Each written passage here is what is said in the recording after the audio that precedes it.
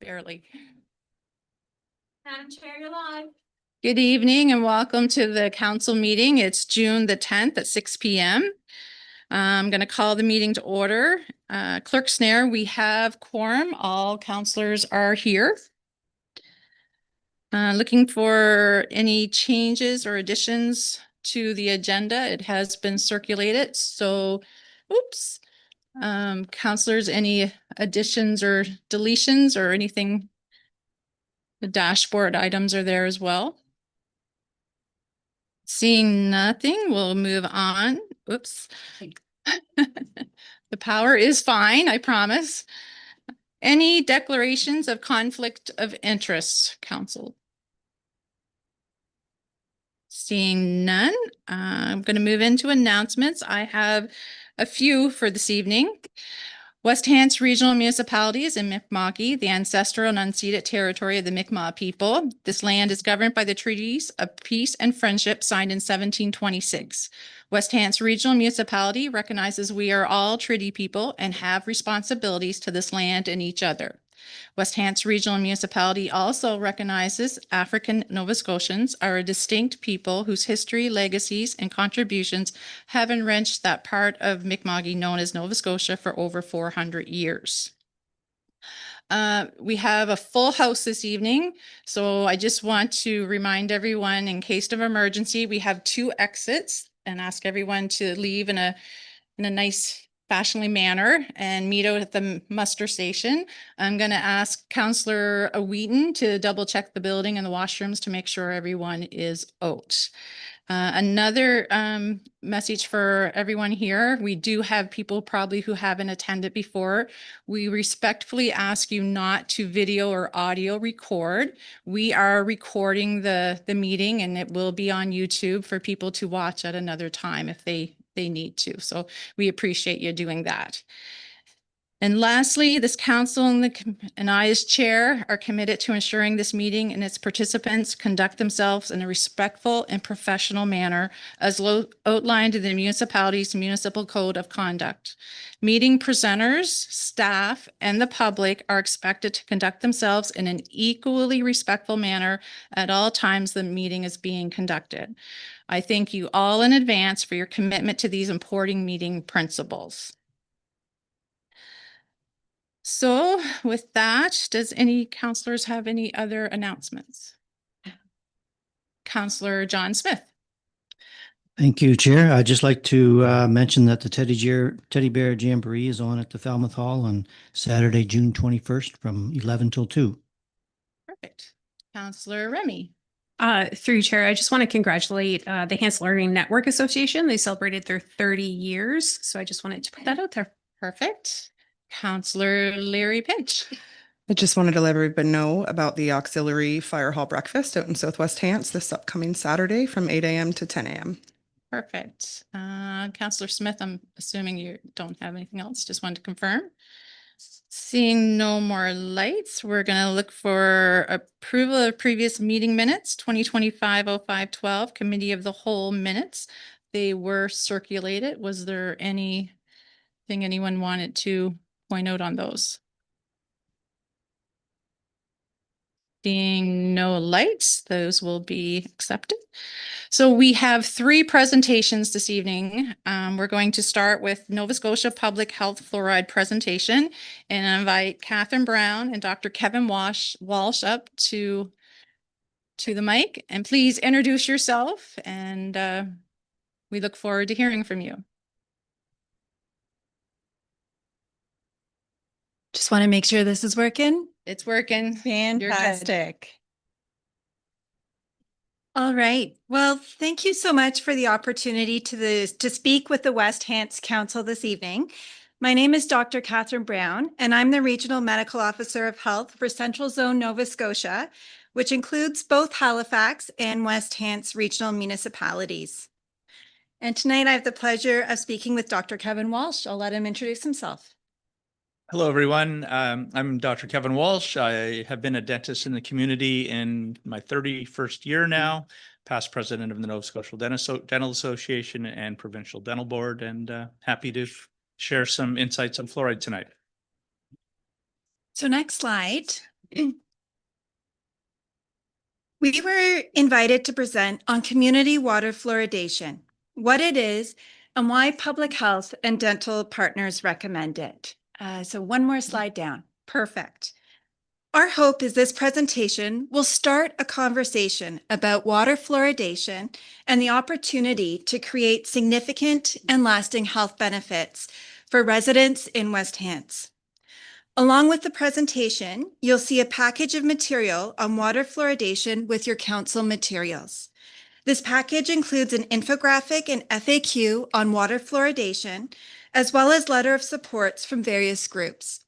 And if there's interest in continuing the conversation, we hope you will find this a helpful resource. So what is community water fluoridation?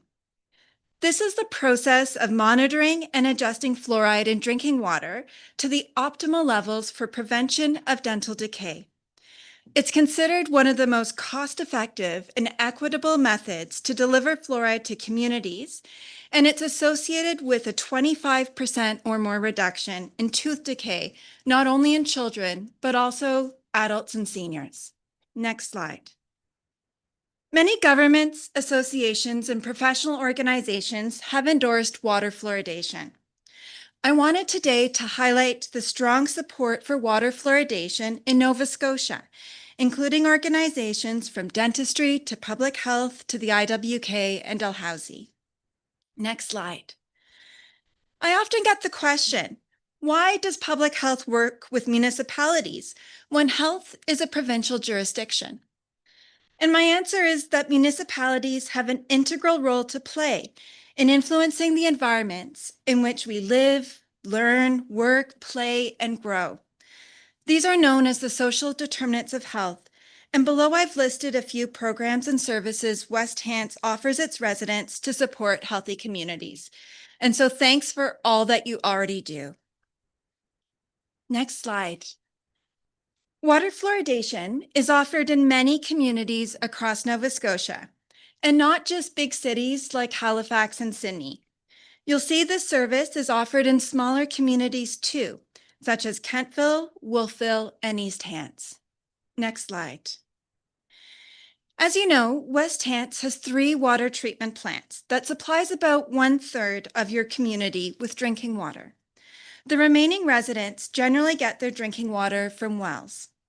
While preparing this presentation, I learned from Dr. Walsh that the Windsor water treatment plant used to fluoridate. This was discontinued in 2002 when the agent to remove iron from drinking water was prioritized over fluoride. You'll hear momentarily from Dr. Walsh what he observed after fluoride was discontinued. Next slide. And so if there's one summary slide you should take away, this is it. Today, we're going to be talking about 5 key rationales why we recommend community water fluoridation for Nova Scotians and hopefully West Hants residents as well. So first, it's our best preventive tool against tooth decay in our community, and tooth decay can lead to unnecessary pain and suffering. Second, it's equitable. It improves oral health for everyone, regardless of age, income, or access to dental care services and supplies. Third, it's tightly regulated and monitored to ensure optimal fluoride levels are always maintained. Fourth, it's safe, and we have over 75 years of experience now to support safety at the low levels it's regulated in Canada. And finally, it's cost effective, with every dollar spent on fluoride saving society several dollars. So I'll now hand it over to Dr. Walsh to talk about how fluoride's a preventive approach. Thank you, Catherine. So unfortunately, dental caries or cavities is the most common chronic childhood disease, more so than asthma, ADHD, obesity, and of course, very common in adults as well. And as well, it's the most common reason that preschool children require general anesthesia. It's never a great idea to give general to a child as it is, and this is a huge part of the IWK's work and nationally and internationally as well.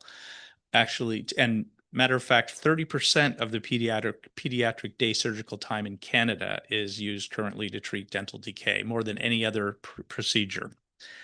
Also, of course, costs the taxpayers a lot of money. So we could see a significant improvement to decrease the dental caries rate by 25% should community water fluoride be reintroduced in the Windsor water supplies. Currently, we're about 50% in Nova Scotia, so we are getting there. So next slide, please. So some of the consequences of dental decay, we see this unfortunately daily. The majority of my time is spent fixing decavitated teeth. It can lead to pain, infection. It can interrupt a child's sleep. It can affect growth and development.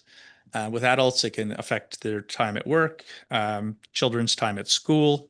It can damage the developing adult teeth when the baby teeth are affected. It can affect the alignment, cause crowding, cause speech issues, developmental issues, social consequences. So it is a very impactful disease. However, it is preventable, and community water fluoridation would only help with this. Next slide, please. And how does it work? Two ways, really. It strengthens teeth, and it can strengthen teeth by topical effects. So by drinking it, by brushing your teeth with fluoridated toothpaste, and it can also help systemically. So by drinking fluoridated water, when the teeth are developing, it can help form the enamel to make it substantially stronger, more chemically balanced, so it's more rigid, and also it can help remineralize teeth. And this is where it can help adults as well. As we age, cavities become much more common. People are on medication, dry mouth. We see so many cavities on older folks who have looked after their teeth all their lives. And again, I think that should we decide to introduce community water fluoridation back in, I think we would see substantial improvements in people's quality of lives. Next slide, please.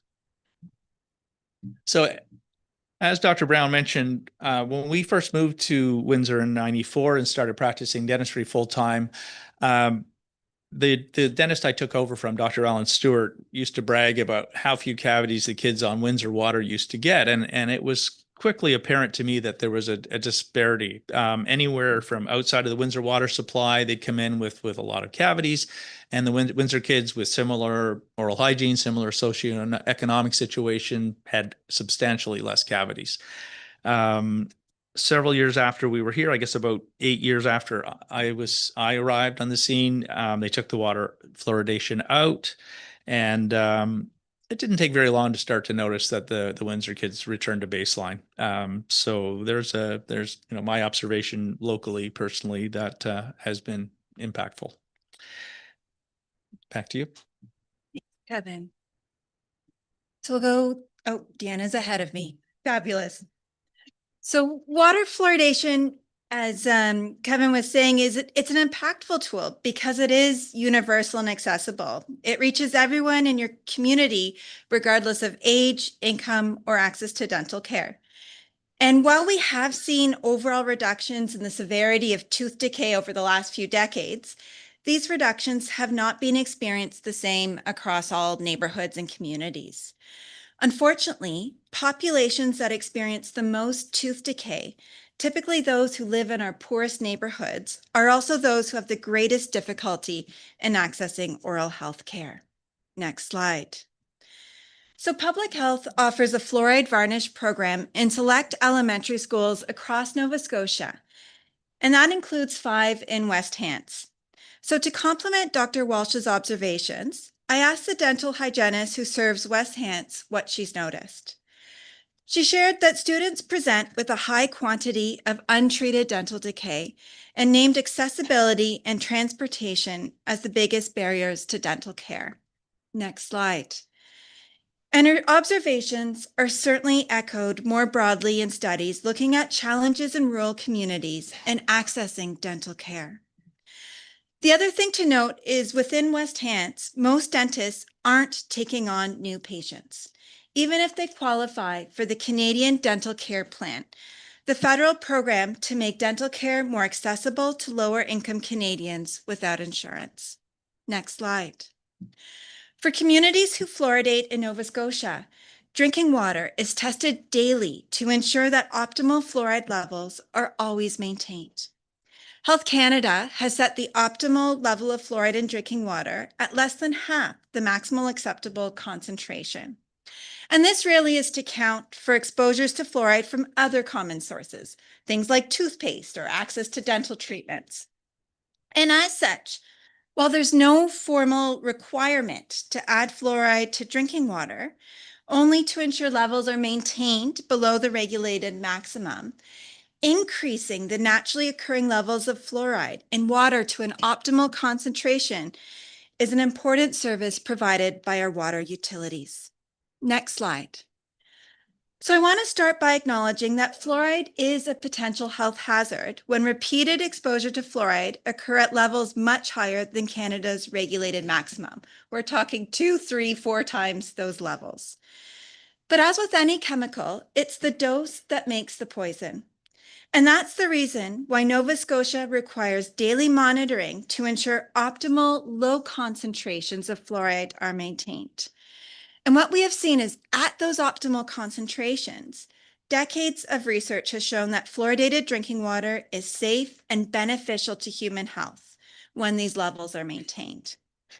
And as with any public health intervention, it's critical to monitor and assess relevant research as it evolves. This research also needs to be considered in relation to the existing science in the local context, thinking about what might be different from in West Hants compared to Halifax or Kentville. Nova Scotia Public Health, along with many others, continue to monitor this research on water fluoridation to inform our recommendations. Next slide. And so while public health's expertise is on the health and equity considerations of fluoridated water, I think it's also important to discuss the economic considerations. Dental services are expensive, and they'll only have gone up since the $461 on average per Canadian that was estimated in 2018. Water fluoridation has a high return on investment. So the 2019 budget impact analysis performed by the Canadian Agency for Drugs and Technology and Health found that water fluoridation generates a net savings at a societal level of about $34 per person per year in a small urban municipality. And that was a community with a population of 4,857. And so of interest to Council, I do think it's important to recognize that the upfront costs and maintenance are generally borne by the municipality, while the savings are realized at the societal level, often in individual households, insurance providers, and the provincial healthcare system. Next slide. Finally, I wanted to end with the cautionary tale of fluoride cessation in Calgary. I often get asked, why does fluoridation still matter today when we see improvements in dental treatment? And Calgary really is the cautionary tale around the continued benefits of fluoride in a modern Canadian context. So Calgary ceased water fluoridation in 2011 after the previous fluoride infrastructure reached the end of its life cycle and it was decommissioned and removed. And after doing so, multiple research studies have shown that the rates of dental caries soared in Calgary compared to Edmonton, where fluoridation continued. They're two cities, both about 1 million people. And unsurprisingly, it was those kids from low-income families who had the most burden of the dental decay. And so in 2021, City Council did vote to have fluoride reintroduced to water, drinking water, and that's currently underway and expected to be in place by the end of this month. And so I hope following this presentation, you have a better understanding why Public Health and our partners recommend community water fluoridation for all Nova Scotians, including West Hants residents. Next slide. And if there's interest from Council to explore this further, Public Health and dental partners would welcome the opportunity to continue the conversation. So thank you again, and we'd welcome any questions or comments. Thank you, Catherine and Kevin. Great presentation. So I'll open it up to counselors if you have any questions for Catherine or Kevin. Counselor Ivy. Thank you, Chair. Thank you both for coming to present this to us. And as you were talking, I'm going back to my dental history when I had my initial ones that fell out, lucky me. And then later in life, when they came on, I'm curious if I landed in an area that wasn't fluoriding. And with that in mind, you had the map there that showed the communities here, which I was surprised to see that it was not larger than what was displayed. Do I misunderstand what's showing there for the areas that do fluoride treat their water, or is it that small in Nova Scotia? So it's those 10 communities. And Deanna, if you go back, I believe that's slide 6. Let me just double confirm that. Yeah, that's right, slide 6. And so those 10 communities serve 50% of Nova Scotia. So that's what Kevin was mentioning. Yeah, We know 40% of Nova Scotians are on well water. right. So it's really hard to do it at the individual household level, but there's about 10% of communities who have water municipal treatment plants, but who aren't fluoridating. And so West Hants is one of those. Amherst is another example. And so they Sure. tend to be those sort of middle-sized communities in Nova Scotia. Absolutely. And has that number, what we're seeing up there now, has that been pretty static, pretty common that those communities have been and continue to? Is that? It has, with the one exception you might have heard that New Glasgow has recently chosen to stop fluoridating its water. Okay. And that was a decision council took last fall. Okay. Thank you very much. I think very important what you presented to us, and I really appreciate you taking the time. Thank you. Thank you. I don't know if you have anything to add. No, that was great. I think just I guess one more comment. We do have a specialist who comes to Windsor periodically, and she noticed a huge difference in, again, observation into cavities in the Windsor area compared to what she sees in Metro. And it is safe and effective. There's a lot of suspicion around fluoride, but the studies are clear. We provided ample resources, and scientific panels have gotten together over and over again over the last 75 years to dispel some of the myths. But it's a great, as it, I think early on said, one of the top 10 medical developments in the century. So That's right. it's a wonderful product to have. Great. Seeing no more lights. Thank you for coming in and thank you for the presentation. All right. Thank Thanks, you so everybody. much for your time. Do you see Karen? Our second presentation is the Windsor Township Business Association quarterly update. And I was not sure if Karen Cooper is she here? Was here. Okay. Just out in the hallway. We'll just give her a second to.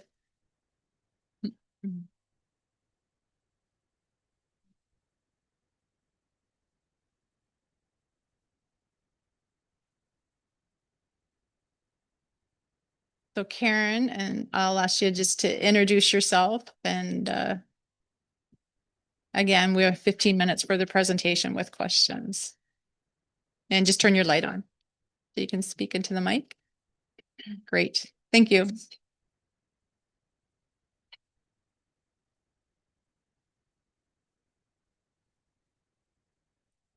Hello, everyone. Pardon me, it's a little bit dry in here. I'm Karen Cooper. I'm with the Windsor Township Business Association. I'm Ezra Edelstein. I'm the chair of the board of the Windsor Downtown Business Association. So this is my second quarterly update. Apologize for missing the one in February. So I'm just going to do a bit of a recap tonight. So we just go to the next slide.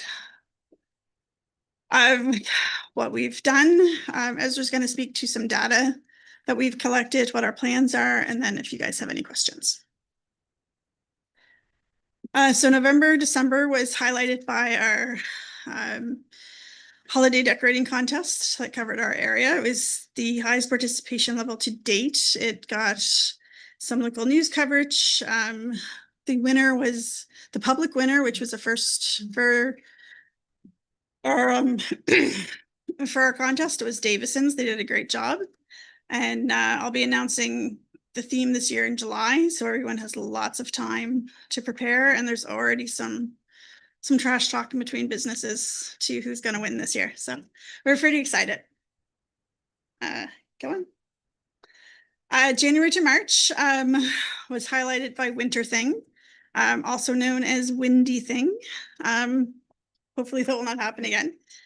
This is an all-community event. Although the temperatures did keep a few people away, the stores were busy, the restaurants were busy. We did manage to have some fires. I do have 2,800 marshmallows if anyone is needing some Rice Krispie squares. I'm working on a plan for those. But we had music, we had drumming, we had, oddly enough, no one showed up for yoga. I'm not sure why. It was only -10. But the fires were, the drumming circle was popular. The musicians were out there, bless their hearts, strumming their fingers in -10. And yeah, so the third one will happen the first weekend in March, and we'll start planning that in September. So we're very excited to see that come back. And I just want to say thank you to all the sponsors we had. The municipality is obviously a major partner in the event, and we appreciate all that assistance. So this is just some of the highlights. We had a fantastic photographer this year from West Hants, and it was so hard to pick 5 photos, but there's the drumming circle, one of our fire pits, some face painting, animal balloons, and our piper, who actually owns a business over in Falmouth.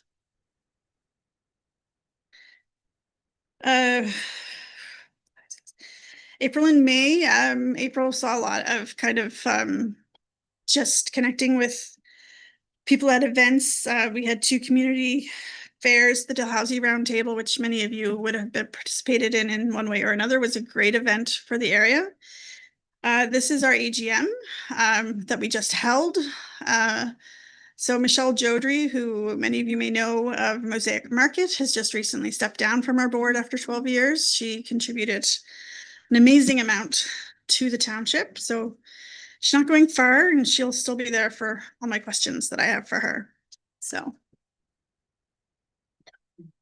there's things that just happen all the time. So ongoing activities. So I'm always trying to meet all the business owners. I've identified right now about 151 unique businesses that operate in West Hants outside of home-based offices.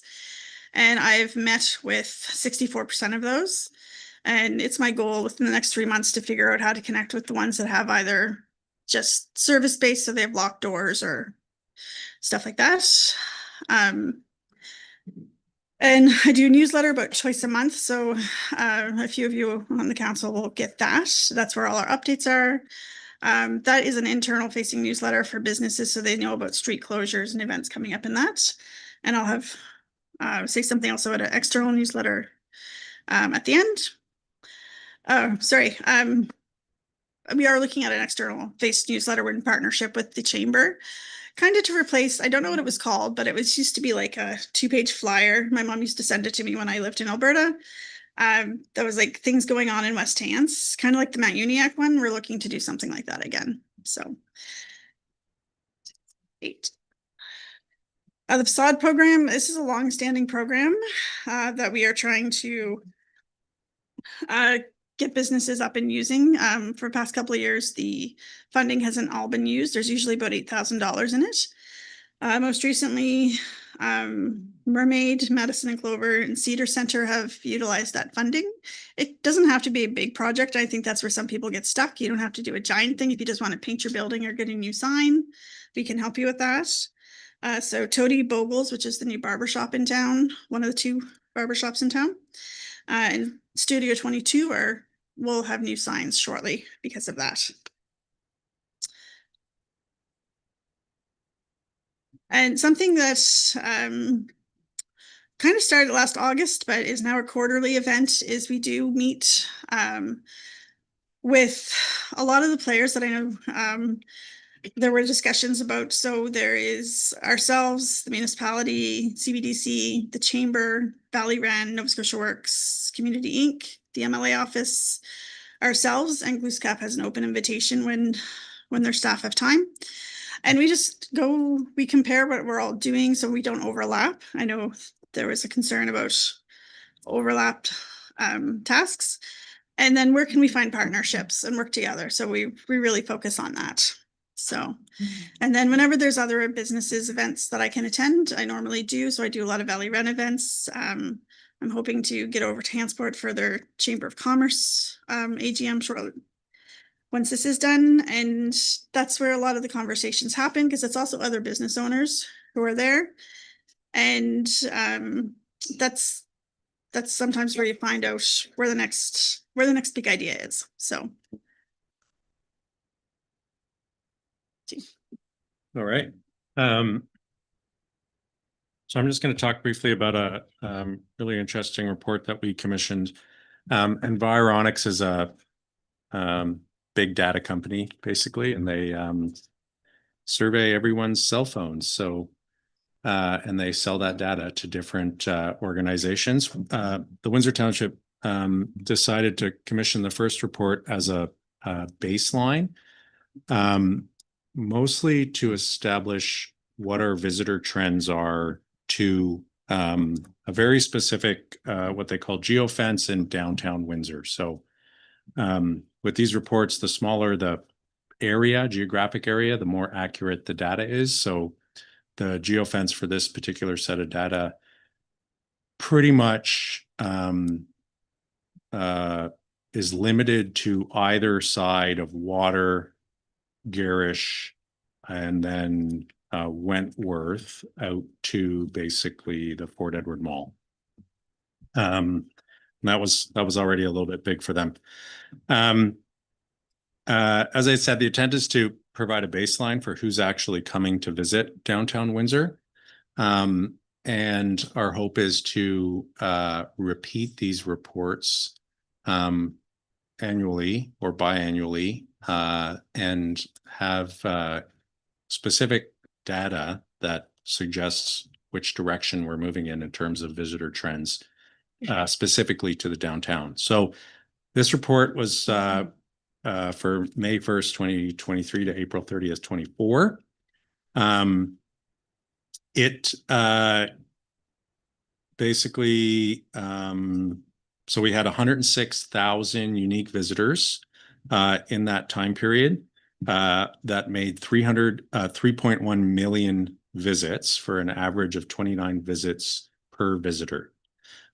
Really interestingly, of that 106,000 unique visitors, 75% of them are from within a 22-kilometer radius of the geofence, so of downtown Windsor, and 35% of them are from a 4-kilometer radius from downtown Windsor.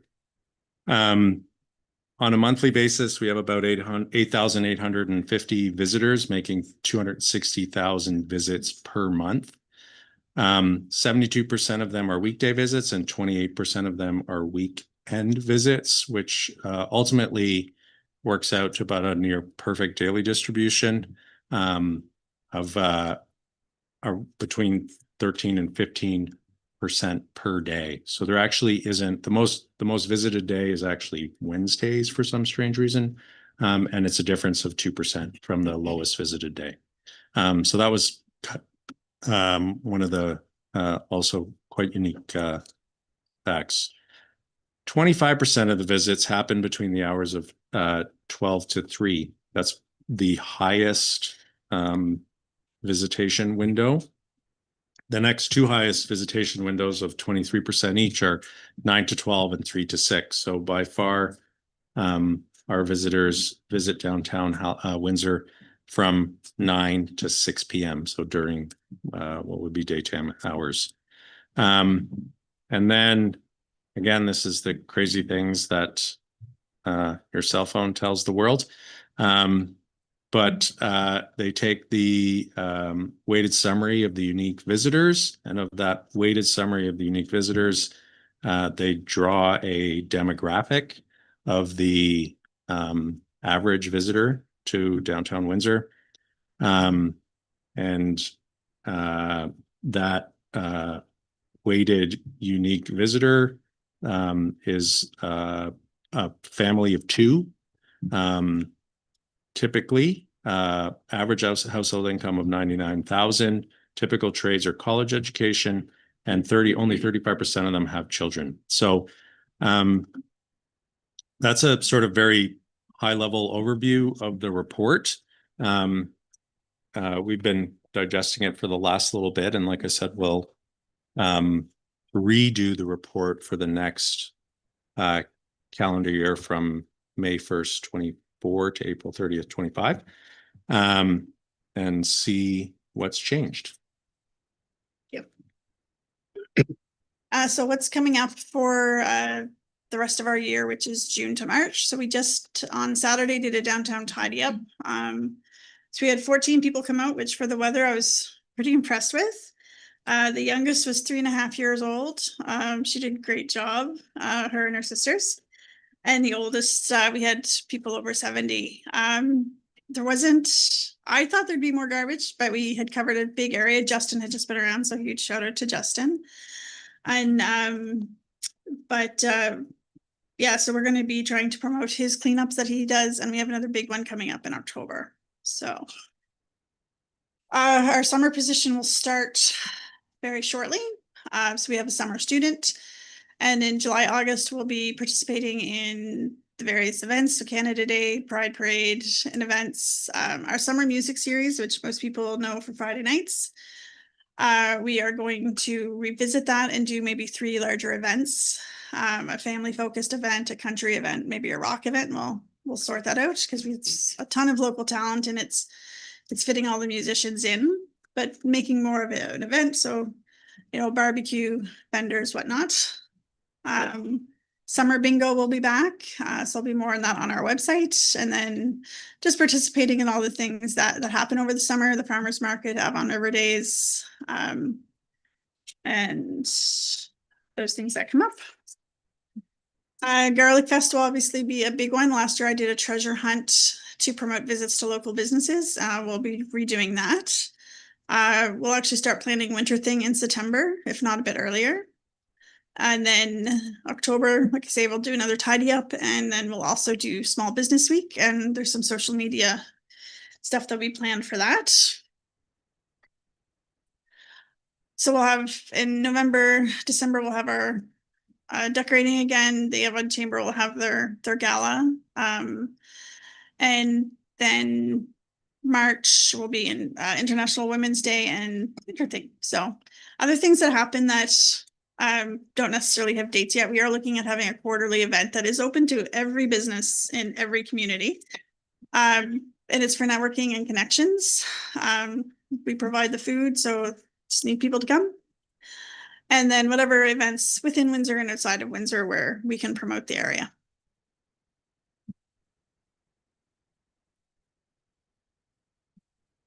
So once our student is on, we'll be working with them. And these are some of the projects that I've been working on is a did you know? So what is the Windsor Township is a question I get a lot. So I'm always like very similar to a Chamber of Commerce, but not quite. And one of the ones I'm most excited about is kind of weekly profile on the businesses. So where can you buy clothes? Where can you have things branded? Where can you eat? Where can you buy a drink? And each week of those, and that will end on Small Business Week, and we can celebrate everyone together. And then exploring the idea of a West Hants gift card. So this is a gift card that can be geo-locked into West Hants. And so if you want to give a local gift of West Hants, businesses can sign into it, and you can give a gift card, and I could spend some of it at Flying Apron, and I could spend some of it at Lisa's Cafe, and I could, because they would be locked and you're not going to, the money's going to stay in West Hants, and you know that for sure. So 23 seconds. My very last thing is I just want to say that I just received a very lovely email from Tim Carr from School Street Glass. So he is in Hantsport and sent me this lovely email. So it's just an update on the Hantsport and Area Business Association. So they met last year, once formally and many times informally, which I think is how things go with Tim. Plans are underway to create an organization renamed HABA, Hantsport Area Business and Betterment Association. The Hantsport Memorial Community Center has a designated HABA representative from their board, Jason Tucker, and additionally 68 community members have expressed an interest in helping create the association. He noted that additionally that the work that the WTBA does with the chamber, because we always partner on most of our projects, has been a huge benefit to Hansport, and he'd like to recognize that. And he wanted to say that work is underway on their end because they see the benefits of the Windsor Township and the position that I currently hold. And they want in on that action, which is great. I want them in on that action too. But they just want to have their ducks in a row before they move on. Great. Thanks, Karen. Any questions, council? Councillor Larry Pinch. Thank you through you, Chair. So appreciate you coming in to do a presentation this evening. I have a couple of questions about the Environics report. So I'm wondering what value those statistics add to the strategic direction of the Windsor Township and how you use that data to assist businesses to grow their economic development within the township. Right. So the initial report doesn't provide a whole lot of value aside from setting a baseline.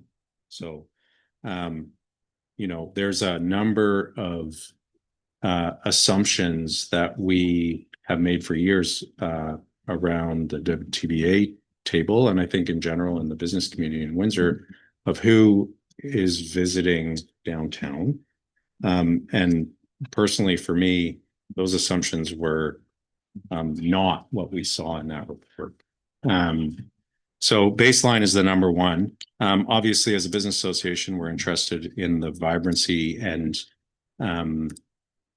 the vibrancy of downtown Windsor. And that requires visitors. It requires people.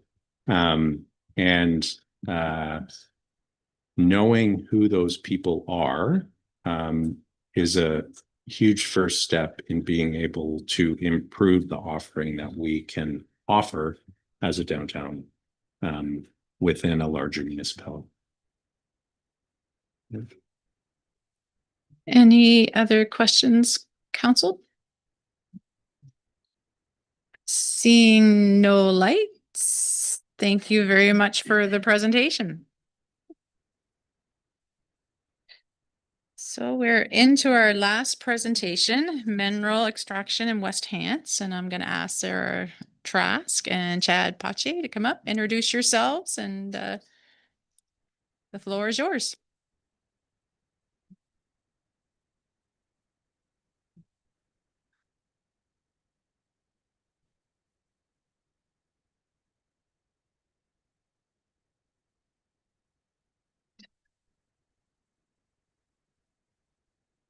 Hello, everyone. I'd like to thank you for having us tonight.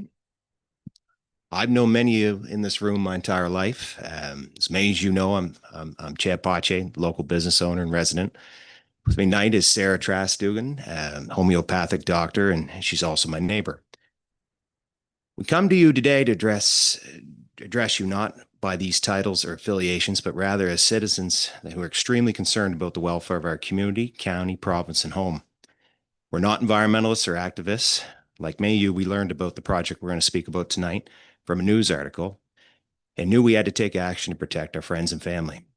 The province has let us all down. They have not included us in any decision, included us in a decision that can severely affect the health and well-being of our county for up to 10,000 years. Councillors, you are our democratically elected officials representing our thoughts and wishes, and yet the provincial government did not consult you on this development. Majority of this project is on private land, yet they did not consult landowners. Our Indigenous friends are supposed to be partners, yet they were not consulted. When you see what we have to present today, I hope you will agree that they must not have consulted environmental or mining experts either, as the risks of this project are astronomical. This has the potential to affect not just our area, but the entire region. Some will say this is not a municipal issue. It's true that the province has designed the laws around resources to exclude your say. However, you are our elected representatives. You care about the people you represent, your children, and our future. That's why I ask you today in supporting us to stand up to this government and demand that we as key stakeholders have a voice for our collective future. All the information we are presenting today was prepared in collaboration with doctors and geological experts. I'll hand it over to Sarah for the presentation and followed by Brad Redden, who is an exploratory geologist, to help answer any questions. Thank you, Chad. I just have to get used to the microphone here. Good evening, Mayor Zebian, council members, and everyone in attendance. My name is Sarah Trask Duggan, and I live in the Millet Brook area in Vaughan on Falls Lake.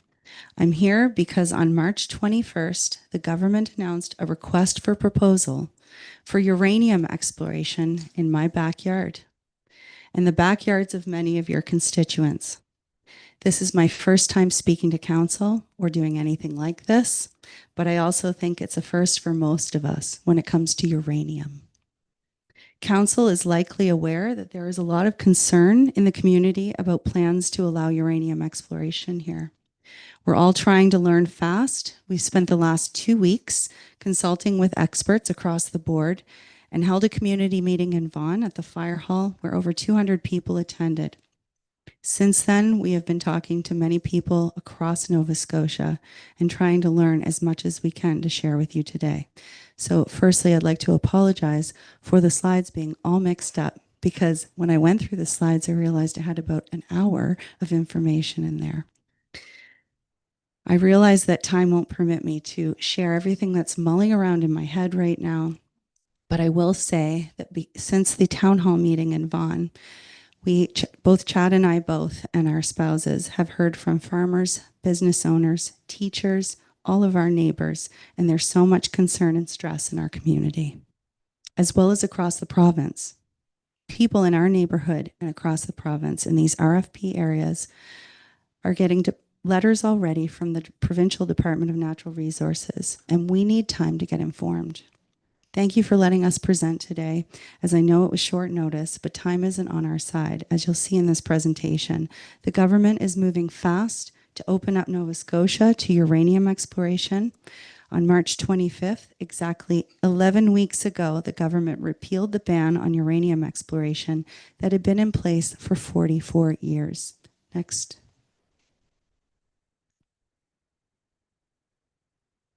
Now the government plans to award licenses for uranium exploration on July 7th, in less than a month. When the provincial government repealed the ban on uranium exploration and mining, there was no evaluation of risks versus benefits, no consultation with the public or First Nations, nor municipalities or councils to get informed.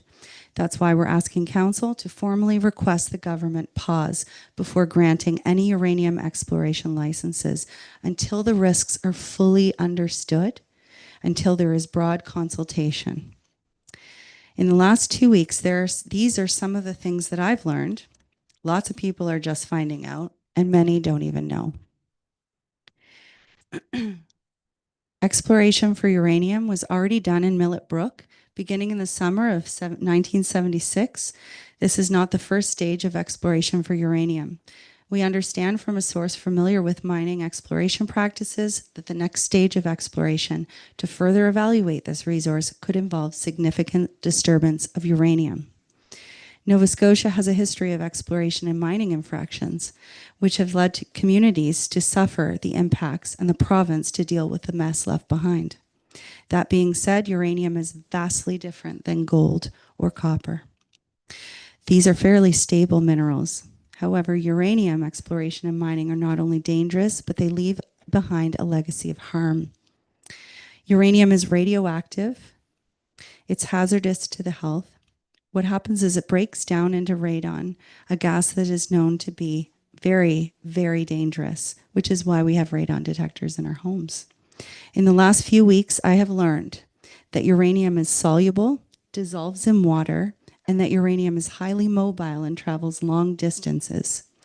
Brian Gawkey is a retired certified health physicist who worked as the Health Canada Atlantic Region radiation specialist.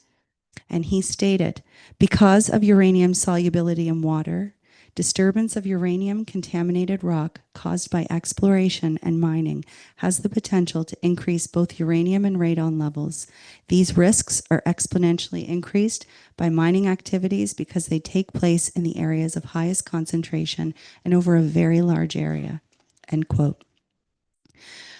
I cannot understand how government arrived at the idea of even considering uranium exploration in an area like ours, filled with many bodies of water, right in the middle of cottage country, near major agriculture, wineries, and in a watershed that flows into the Minas Basin.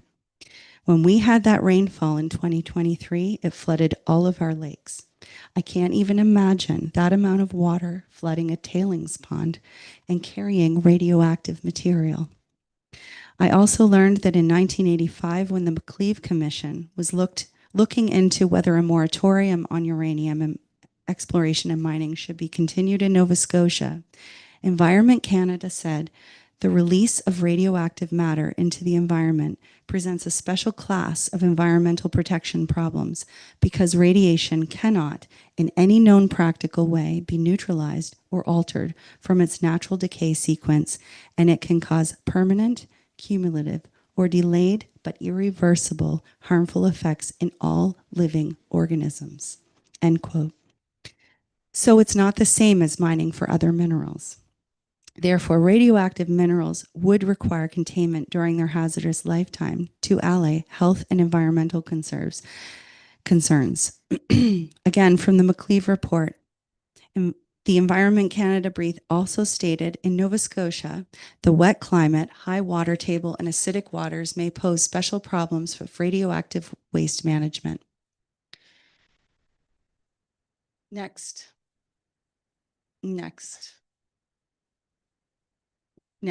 We may have to go back. So as you can see, there's the timeline, and it's been very swiftly and silently pushed forward by the provincial government. Next.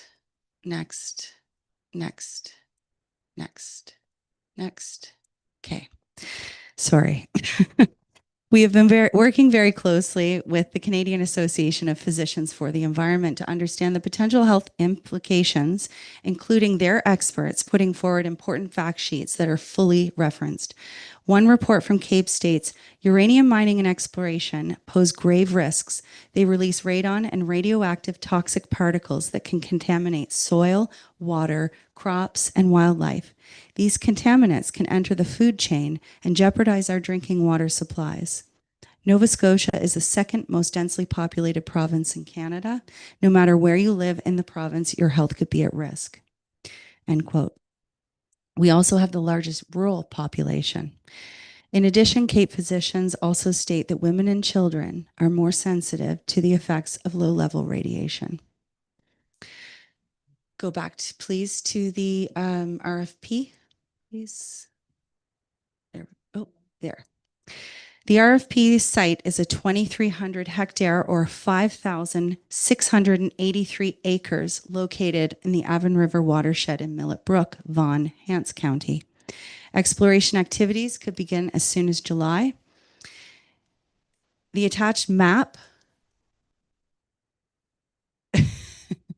there, that one's fine, or the RFP map. I'm sure you've all seen the RFP. I sent it last Wednesday.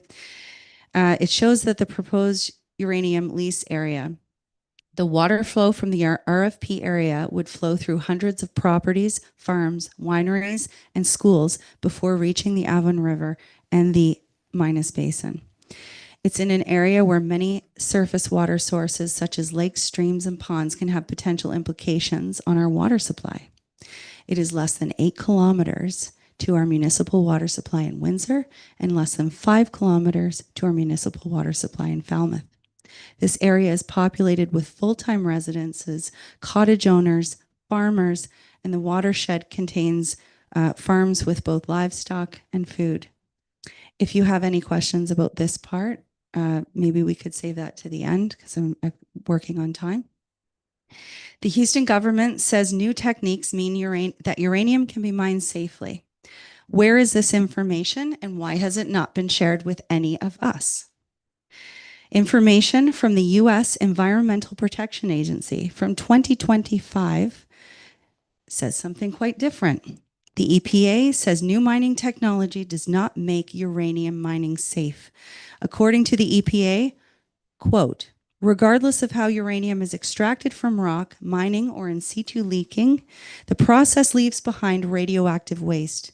These processes separate uranium from its decay products, which are also radioactive and actually contain most 80 to 90% of the radioactivity in the rock or ore.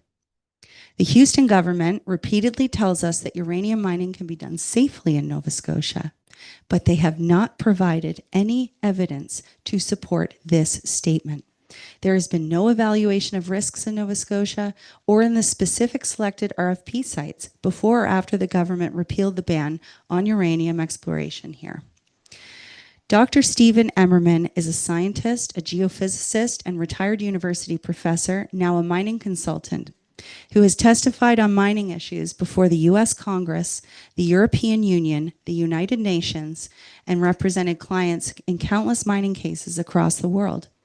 Over the phone from his home in Utah, just a few days ago, he spoke to uranium mining with the Nova Scotia newspaper, the Halifax Examiner, that the ban on uranium mining in Nova Scotia should stay in place, and among many other things, the high precipitation in this province alone should preclude safe uranium exploration or mining. He says, I would support keeping the ban. I would not recommend uranium mining under any circumstances in Nova Scotia. So where are we with this conflicting information? It's not funny. Sorry, I do that when I get nervous. We don't have to resolve these issues today. There's lots of discussions to be had. We all are educating ourselves and trying to do that very quickly. I do believe that there's very strong, solid reasons to ask the government for a pause. We all need time to learn. Citizens, councillors, provincial government all need to know what the science says and evaluate the risks. There needs to be time, rigorous consultation, and transparency. Potential impacts on watersheds affect every part of our lives, our economy, our future. Is it smart to take chances without evaluating first potential harm?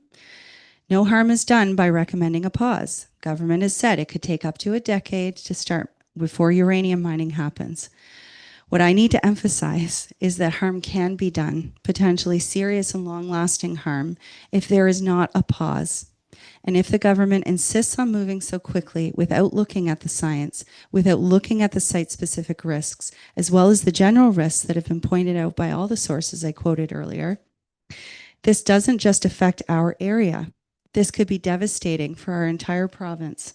I think about Nova Scotia, the quality of life we enjoy here, our industry, which is part of our cultural identity, from an economy, from agriculture to fisheries to tourism. And we could lose these very quickly with one mistake with uranium. The two motions we would like to put forth this evening to you as our municipal council are similar motions that have been passed in the Committee of the Whole in First Pictou County last week and Annapolis today. Annapolis County, sorry. Motion 1 is that West Hants Regional Municipal Council formally requests that the provincial government pause. Thank you.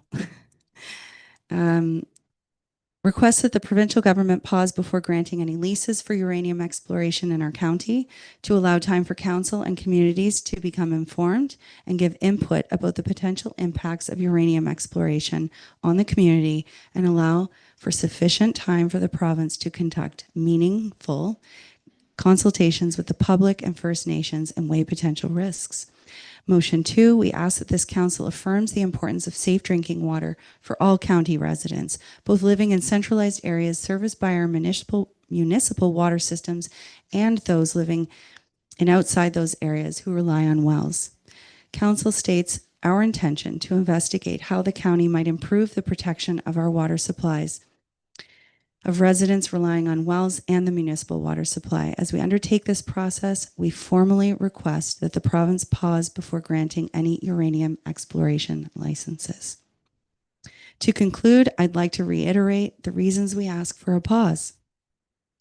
Uranium exploration was banned in Nova Scotia for 44 years because of identified long-term irreversible risks to water, health, and the wider environment.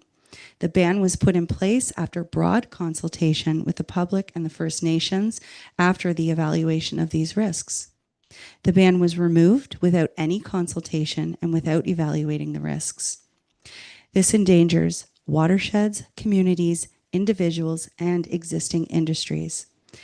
Lastly, we need to pause to prevent harm, especially when the harm can be long-term and irreversible. The bids for RFPs close tomorrow, and the plan to award exploration licenses by July 7th. We have no time to lose, and we're here asking for your help. Thank you for your time and for allowing us to share some of what we've learned. Thank you. Thank you, Sarah and Chad. So I'm going to open it up. Yes.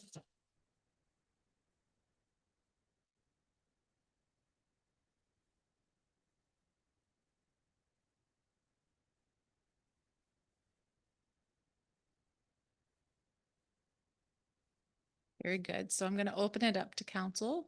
Councilors, do you have any questions?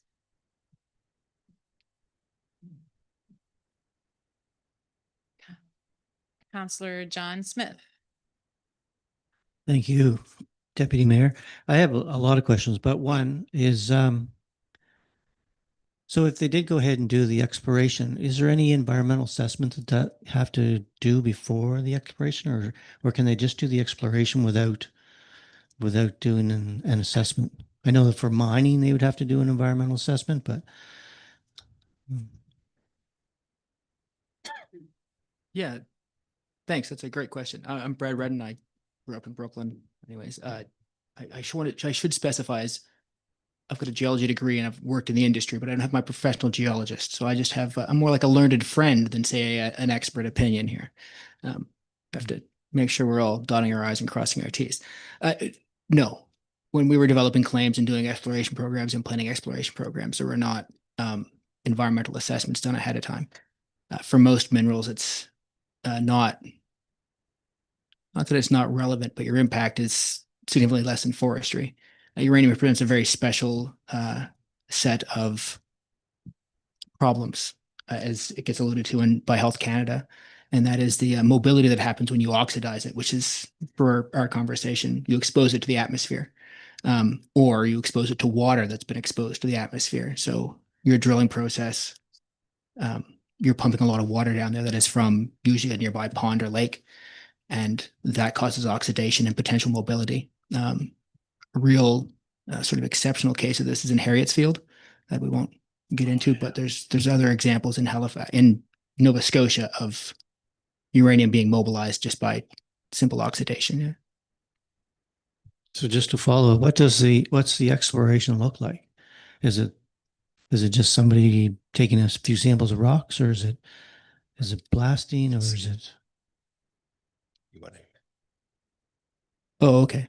What does exploration look like? That anything from airborne surveys for radiation and magnetism to trenching. Technically, your license allows you for 100-ton sample. That's usually not done until later for mineralogical reasons or things like that. But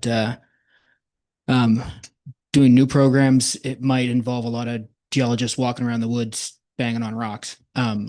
As you get more advanced, you start drilling holes closer and closer together to late stage exploration, which is more like mineral development. So we're talking 5 or 10 years into a project, or maybe 30 or 40 years post initial discovery, flattening a couple square kilometers of forest and drilling a hole every 100 to 25 meters, depending on your grades and inconsistency or deposit and stuff like that. And that drilling can be extremely hazardous. Enters it's the deep holes, enters can enter into local well systems.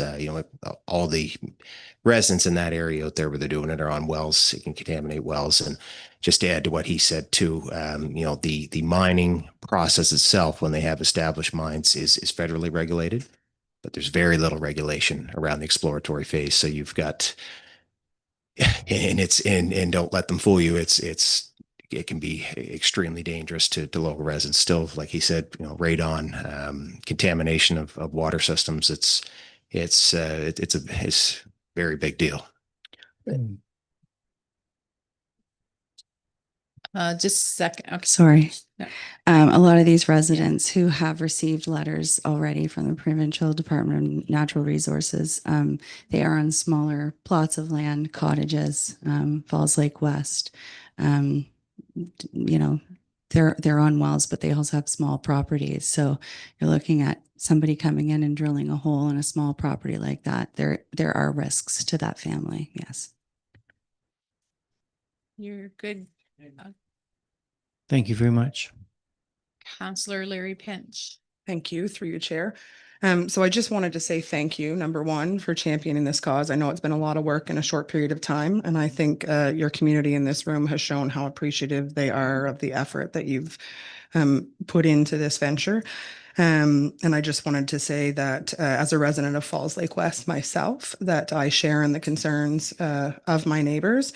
And I think that we need information to be able to make informed decisions. And I know council's going to have a broader discussion later on in the agenda about this, but I just wanted to say that I appreciated the information that you brought forwards and in helping to inform communities.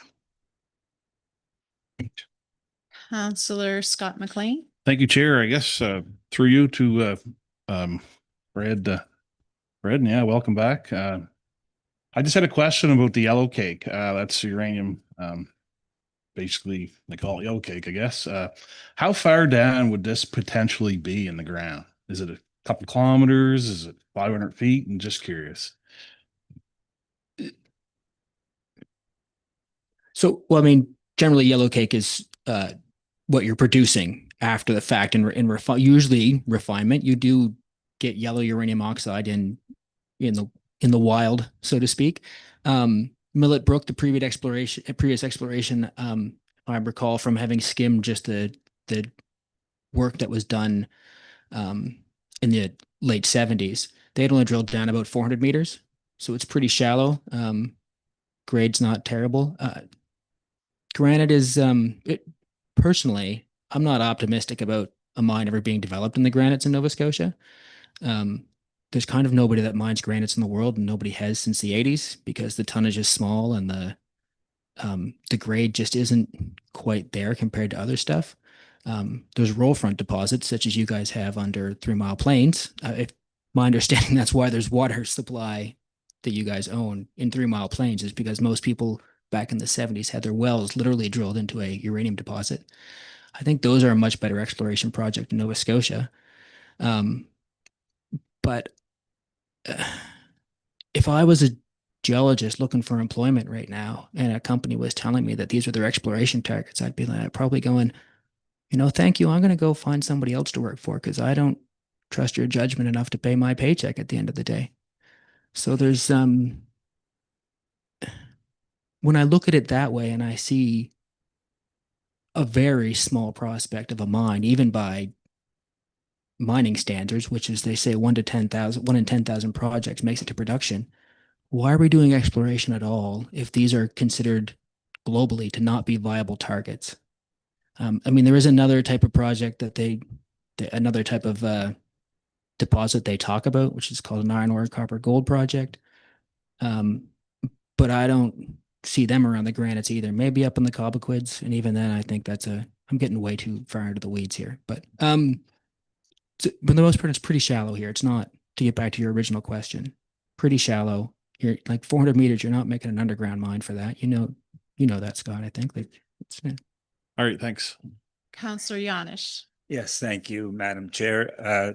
Throw out a question about the exploration project or process.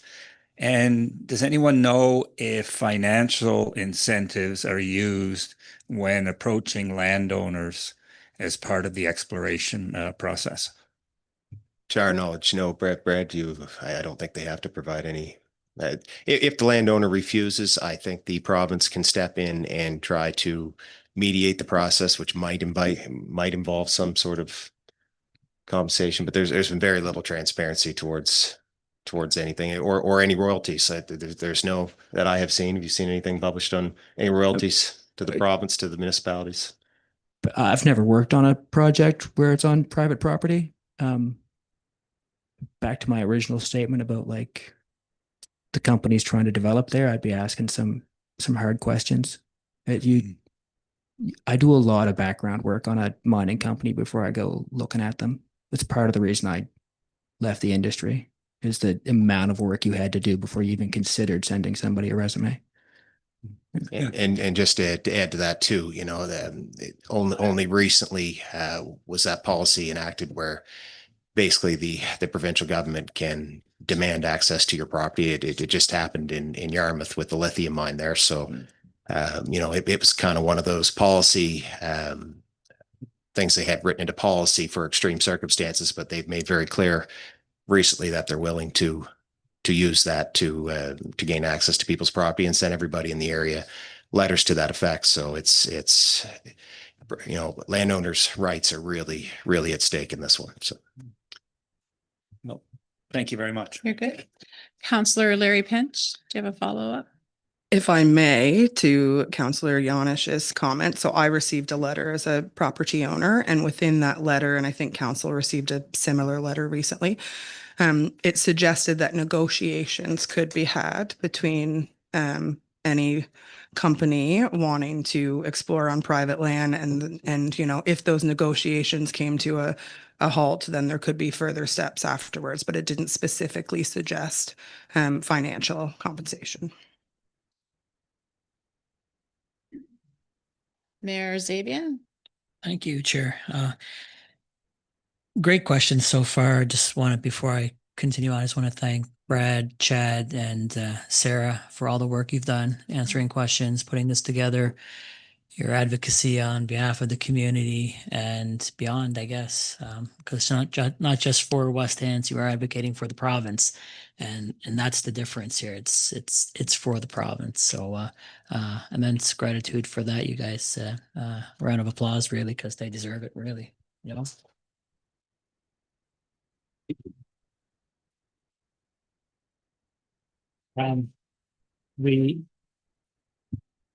We did have an opportunity, or we were invited late Friday to have a meeting with the Deputy Minister Council of Natural Resources, and myself, CAO, Pictou County, their warden and deputy warden were there today, and Annapolis County was invited as well.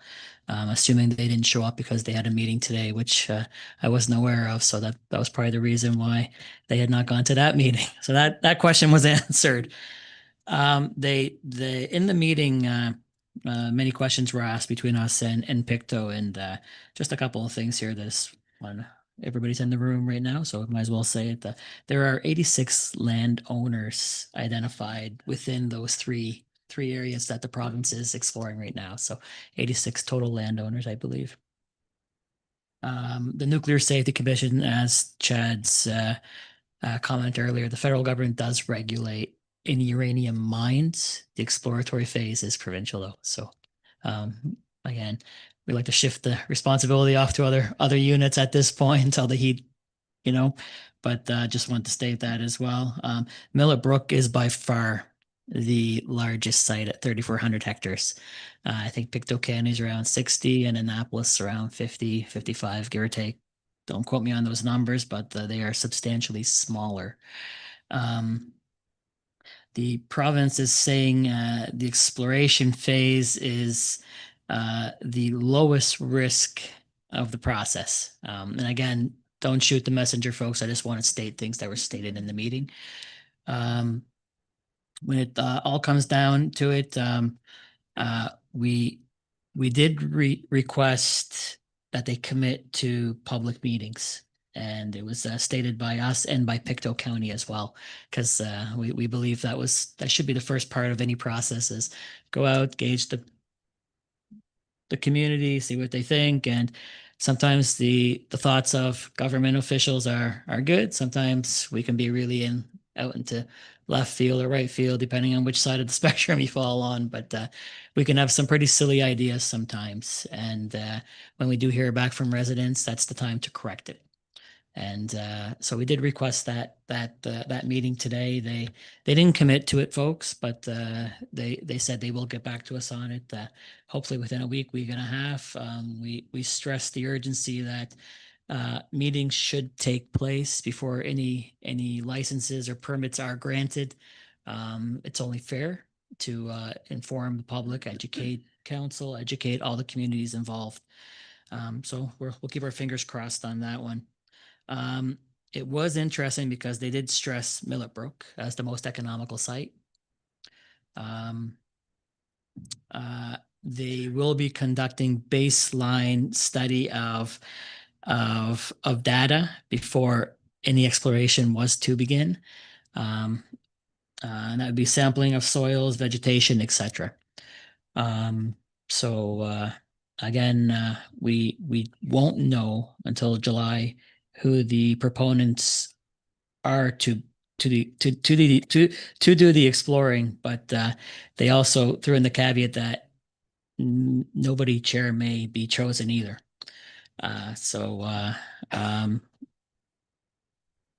We can hope that would be the best case scenario for us. We did ask, why are they exploring? And they go, well, we're trying to understand what we do have. So again, I'm just trying to inform the public on the little information that we did get today. So we kind of know what they have. They've said they know what we have. They just want to, they want to know more. So again, it's just the exploration part of it. Any development of a mine is a much larger process that is federally regulated, and that's a different process altogether. Negotiation between landowner, private company was raised, and the authority chair of the minister to exercise his authority. I think I can say they said the minister has stated that he will not exercise his authority if private landowners say no. Period. It was asked multiple times, I believe, and we got the same answer every time. Again, 86 landowners within all three sites, 3,400 hectares in West Hants is quite large.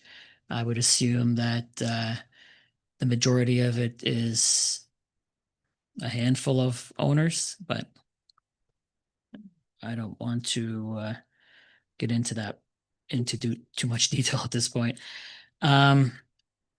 There are websites, just for the record, that people can go on to get more information on sites and current licenses, current permits. So the first one is Nova Rock, so NOVAROC .Nova Scotia written out.ca. And this website, it's a provincial website, shows all the information on current licenses. I think where drilled holes have happened in the past, etc. And then the second site is fletcher.novascotia.ca. So FLETCHER.Nova Scotia spelled out.ca. And that's the Geoscience Atlas. So those are two sites that we kind of went on roughly today just to see. A lot of information there, folks. It gives you a good idea of what is currently there. I also want to say that this current site that's listed in the RFP is 2,300 hectares. Outside of that, in the Millitbrook area, there is currently a roughly 2,600 hectare site that has licenses currently permitted for. Is it 64? Or there must be bigger than what it looks like on the map, because it's almost 50-50 from the looks on the map. But we were assuming around 5,000 hectares in total between the RFP and the non-RFP stuff. But that's just from eyeballing it. But again, that currently has, and a lot of people may know that, may not know that. So that already has current license on it that, again, what they can drill for or explore, not sure. We did ask the question, I'm not sure if it was us or Picto, but we were kind of tag teaming on it here on the new techniques and what's safe today as opposed to 1980. I don't believe I had a clear answer. I didn't write anything down because I don't believe I could. I think we ended up onto another topic at that point, but I don't believe we were trying to be misled today. I did get a good feeling from the deputy minister, and I forget her other individual there, that her position, but She was very informative, and I think they were trying to give as much as they were permitted at the time to give. So I did feel the genuineness from them on that part. They will be drilling as per this exploratory phase, and capping the holes. Again, yeah, it was an interesting meeting, and hopefully they take us up on the public meeting aspect of things, and we hear back, and when we do hear back, we will update you guys. But definitely more discussion to have on the actual agenda item later on. Thank you, Chair. Great information. Thanks for sharing that. I see one more light, Councillor Remy. Oh, sorry. No problem. Through you, Chair. Just a quick question. Well, first, appreciation for particularly the community meeting that you guys pulled together, because the information that you had and the presenters that you had there, absolutely phenomenal. I can't say more than that. It was absolutely phenomenal. But following up on that, at the very end, you guys had, people could fill out Post-it notes. So if they wanted to get involved, if they wanted more information, I can't remember what the third. Thank you.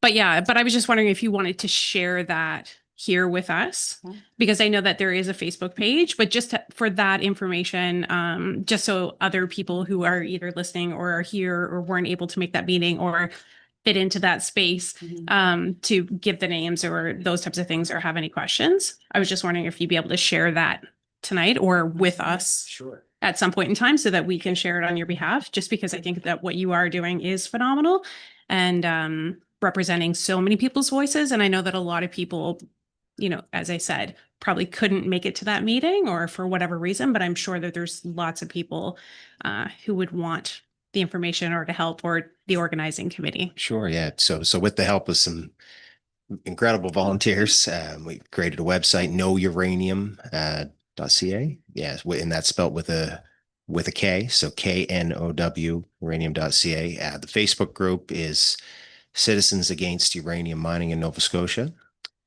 Uranium mining and exploration, actually, I believe, in Nova Scotia. Yeah, we've got lots of resources on there. We're also going to prepare a video with the content from that meeting we did that we can share. So we can provide that once we get it done. And we're also going to do some clips kind of from the local area, kind of highlighting the areas affected and you know, showcasing what they're about to tear apart. So we'll have that coming in the days to come. And we've got a few other things we're working on as well. So we can definitely keep you informed on that. Great. Councillor Ivey. Yeah, thank you, Chair. Just one appreciation as well for the information shared here from you folks as residents and doing the work, and equally with the mayor sharing the information. My question is through to the mayor, if I could, just for clarity on that they will be drilling per the exploratory phase. Is that regardless of whether the residents provide permission for that? And I'm just connecting that with the comment that you shared that as it relates to the minister executing his right to override that. Can you? So sorry for the vagueness. When we were going up, we were discussing privately. Will it be a backhoe digging a hole? Will it be a drilling down? Will it be just with a shovel? What will it look like? And I believe they said it will be drilled holes. Would be what the exploration would entail. And they've already begun aerial geomatics of it. The company out of Ontario that's already been surveying all 3 mining sites. So they're look to the skies. You'll see that plane flying around. You can track it on the radar. Okay, thank you very much for that. Just for the clarity of message. If I can just add back to the question about the letter, we are consulting with a couple of lawyers next week to support our friends and neighbors, Kayla. But I also wanted to talk about Brian Gawkey again, who is the retired certified health physicist who worked as the Health Canada Atlantic Region radiation specialist. That's a mouthful, but he spoke specifically to the letter that people received from Department of Natural Resources. the letter stated that uranium exploration will help people manage their health and safety in terms of well, water, and radon gas in homes. I'm sorry. He said, I cannot imagine how uranium exploration could help people manage their health and safety in terms of well water and radon gas in homes, as it can increase the risk of uranium contamination. The letter also states, we are hopeful that Nova Scotians will consider the economic and health benefits of exploration as they consider the request of a company. He said, there are no possible health benefits to uranium exploration, only risks. Regarding economic benefits, we need to ask who benefits from uranium exploration and mining, and how do these benefits compare to the risk of existing industries such as tourism, fishing, agriculture, which collectively are worth billions to our economy? What about the effect on property values? I mean, initially when I heard about this, I said to my husband, well, maybe we should move away. And he said, nobody will buy our house. And we just built a beautiful, our forever home on Falls Lake. So what about the effect on that? The pressure on our already overtaxed healthcare system, because like this is my area, I am a healthcare person, due to increased cancer rates and other health impacts associated with living near or working near these exploration sites. We don't know the risks. We do know it's very risky, but we don't know what they're going to do. There's been no transparency. So I think it's important that, you know, DNR, was it that you met with today? And this was their statement that it's, you know, safe and effective, and, you know, they'll cap the holes. They already lied in their letter. So one last quick thing. I just like to encourage everybody to do the research. There's very few places in the world that they do this mining in close proximity to populations like this. The other mine in Canada is in northern Saskatchewan, 900 kilometers away from any other community. And just in 2009, I believe they had an accident there. It was 30 or 50,000 liters of water leaked out of the mining operation there, contaminating the local area. Now, the only thing out there that got poisoned was caribou, but in Nova Scotia, we're the caribou, and all the surrounding areas here. And this is all, as we mentioned, the presentation on the Avon River system. So it's going to spread everywhere the river does. So we have tidal rivers that touch pretty near every community in this area. So please, do the research and come to your own conclusions. But I haven't found any good research out there. So and we've been looking hard. Great. Seeing no more lights. Sarah, I know we had you on a tight schedule to get ready for the tonight, and I appreciate all you have done. And Brad and Chad, thank you for coming in. Great presentation. And we'll be speaking about this later on this evening. So thank you very much. Thank you.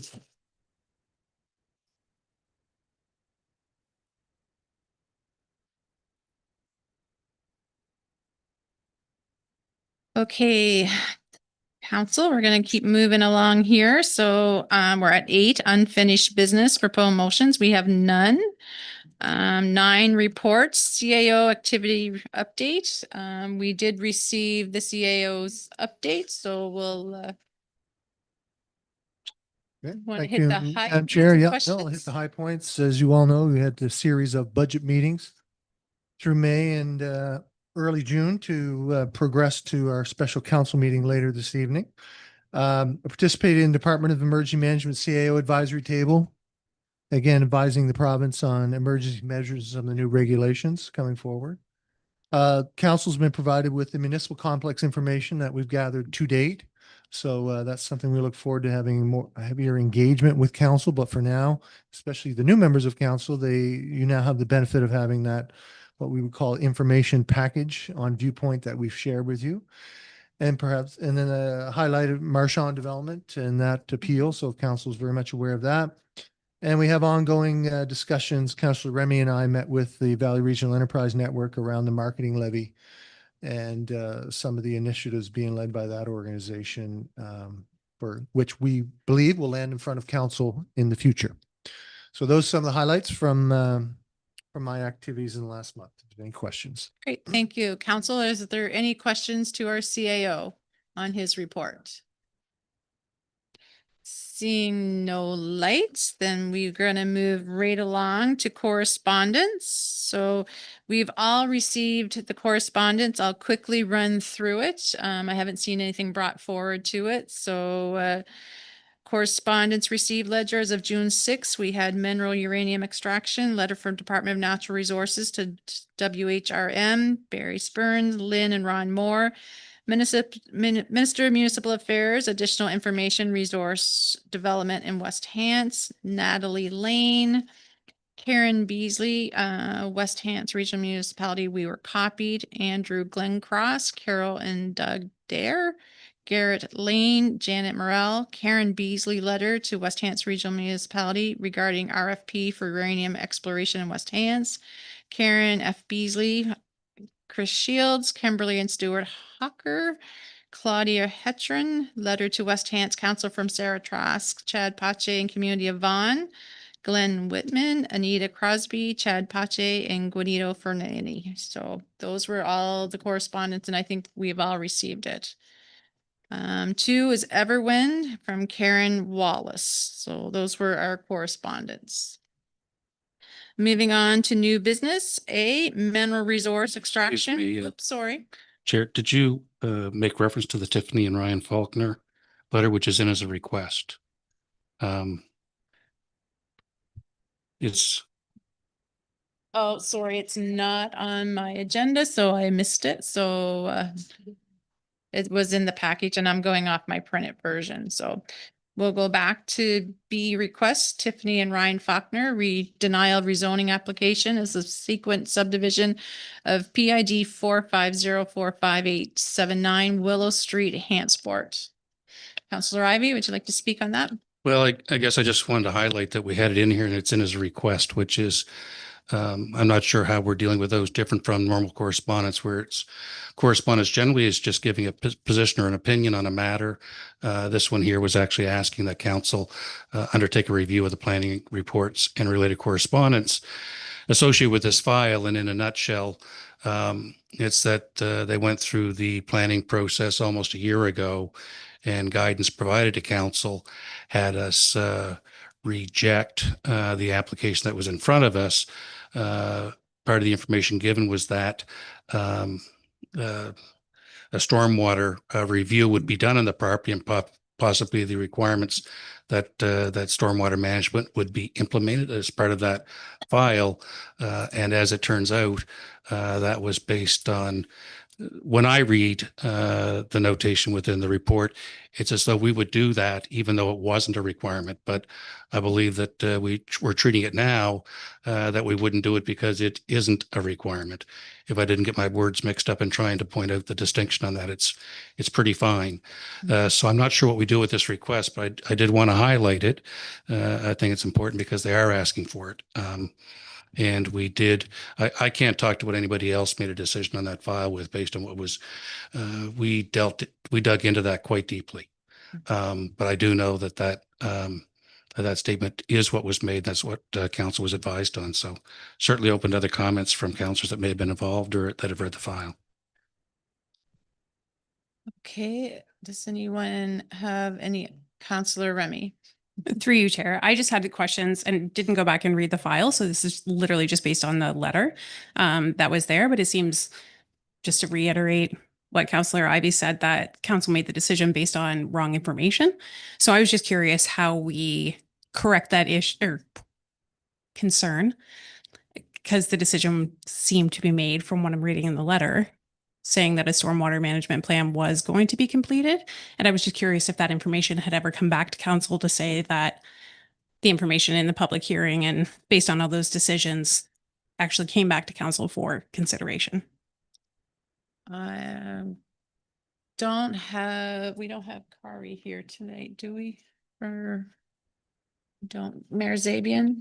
Yep, I think council on that file, it rejected the file or it didn't approve the file. It went through an appeal at the UARB. The UARB upheld council's decision based on a technicality, not on stormwater management, not on anything like that. I think during one of our meetings, it was stated, I can't recall exactly, I don't want to put a different wrong name in my mouth, but it was stated that a stormwater management plan would be required regardless of which way it went, whether it's as of right or through the DA process. So I think that's where it is, nothing to do with a decision that council made based on the information. They're saying it was stated that this is what needed to be done, whether it's in a development as of right, which is what the landowner is going through now as of right, rather than through the DA, which was being requested at the time. So I think their question is, if it was stated at that time, why has it changed? Yeah. Maybe CEO, if you can get an update from planning on that as information to council, and that would be helpful on our end. Councillor Ivy, is that? Well, I think that's at least to analyze and figure out what took place so we ensure that we don't have that again. And I know that with the plan review and the aggregation of the plans, that will certainly, as it relates to this, in an interpretation on a file for one area, not applying to the other, would certainly help with that. And so that may end up being the end of it, except that these folks are seeing development on a property without a stormwater management plan in place, for which they're identifying within their letter as part of this request that they're seeing the water pooling and the like, which was the concern with the application in the first place and part of the rationale behind, I believe, the application, again, without pulling it up here and taking us all the way through it, that was part of the rejection on the file, and that the UARB did support, the rejection consistent with the NPS. Great. So we'll leave that with the CAO to speak to staff maybe and find out where we're at with that. We'll provide an information report for the next committee of the whole. Is that? Is that grid with you, Councillor Ivy? So that'd be a month away, and there's development taking place in the property, I think. And I don't know that they're asking that we're able to move something faster, quicker, but because I don't know the context of, we said we'd do a stormwater mitigation plan as part of that property. Building permits, of course, haven't been issued yet. I don't know where that fits in. I just don't want us to find us more behind the 8 ball than we may be already, if there is any remediation that can be done with this. I don't want to suggest there can be. I just would like us to know sooner than later, or they would probably prefer that. Yeah. I don't know that our findings are going to influence the evaluation of the application. Even if council were to amend the NPS or LUB, that's not going to apply to that property. So what staff has communicated to the resident that we had initially, so we had a rezoning application as a reminder, and council said no to that thing, because that may have led to something else, which council said they didn't want to pursue. We did say at the time that we felt, as with Windsor and West Hants, I believe, LUB and NPS would require stormwater management plan through an as of right application. Staff have said to the resident that upon further review, that's not required in Hantsport for an as of right. So that's the answer. Now, whether we want to change the language so it doesn't happen again in that way, so that as of right, a stormwater management plan is required, I think that's the movement forward. Our information report will give you a bit more detail as to what I said, but I don't think it's going to influence the application for the development on that property. So we can bring it back as quickly as you want it to, but it will not affect the application. Thank you. And my comments about the planning process weren't about a short-term fix to the NPS or the LUB. It was more about the longer-term project that's in front of us that we've just gone through public consultation on now as part of that. So just for clarity on my comments, that's not what was meant by the nose longer term. Thank you. Councillor Larry Pinch. Yeah, and perhaps, I guess, if we're going to bring a report back, this might clarify what I'm going to ask. But through you, Chair, in all likelihood to the CEO. So we denied an application on that particular piece of property from the municipal planning perspective, but now that application is going through as of right, so it's no longer a DA. Is that Am I understanding? Just make sure we clarify application. So we had an application from the property owner to rezone. Of course, that gives that person the capacity to do something. That was denied and upheld through the appeal process. The application for development of the property is now as of right. So our staff, in particular, our development officer, will apply the NPS and LEB as written and so forth. So there was no, the application to amend, to rezone was denied. Application now, as of right, will be evaluated and determined. So two different applications. Yeah. Councillor Remy. Through you, Chair, just one, I respect the, the request that they have here, but I guess my question was more broad than that as far as if information was presented to council and then afterwards found out that it was incorrectly presented, just like, how do we find out about that as opposed to a resident writing us? I guess that was my question to this, because a resident wrote to us to let us know that it was all, had been done incorrectly. So just if there could have been some follow-up to council to say, hey, this was presented incorrectly, as opposed to, a resident having to point it out to us, if staff were made aware of it. Yeah, it would just be nice to have a process in place that way. Great. Yep. Anything further? No, seeing nothing. Okay, so I think that was the only one that wasn't on this agenda. So now we will correspondence sent. There was none. So now we'll go to new business, mineral resource extraction recommendation report. Mayor Zabian. Thank you, Chair. Again, we had met earlier with the minister or deputy minister, sorry, and some staff. Again, as council is seeing through the multiple correspondences, it's receiving phone calls, emails. I'm sure everybody's getting the same ones, and it's a lot. All the news articles, the other units, province-wide. It's an item that a lot of residents have a lot of concerns about. Forget the argument, either you're for or against. It's the unknowns that's worrying residents at this point, because again, we'll break it into two phases. It's just the exploration phase at this point. The mining phase would be a different thing altogether. We're just at the step one, and we still have no information. It is concerning. I won't put words into anybody else's mouth, but my report is very concise. I have two recommendations in there. There were two. This was written before we had the presentation from this group. So two sets of requests. I think they're very similar. My second recommendation there, requesting the meeting, I'm going to hold off on that one, Chair. It already requested it today, so I'll wait to get back to them, but still leaves the first one.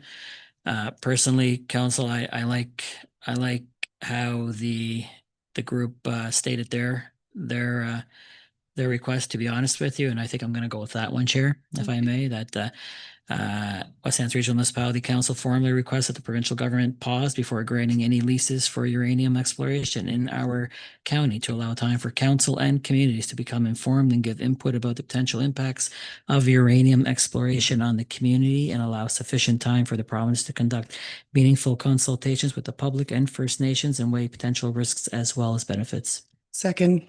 Made by Mayor Zabian, seconded by Councillor Larry Pinch. Is there any questions on the motion? Seeing none, Clerk Snare, can you put that up for a vote, please?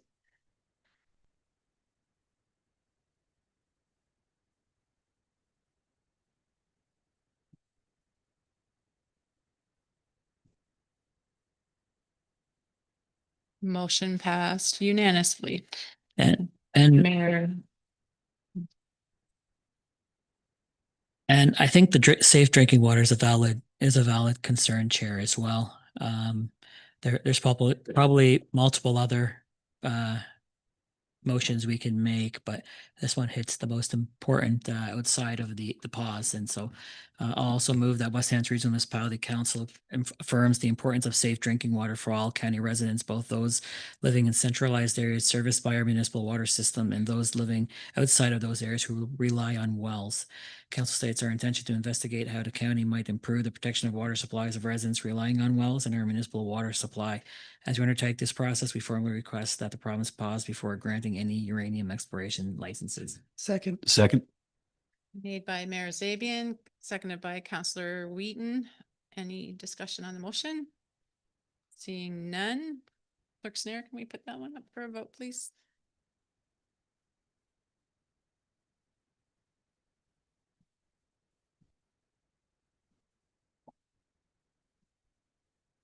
Motion passed. Thank you very much.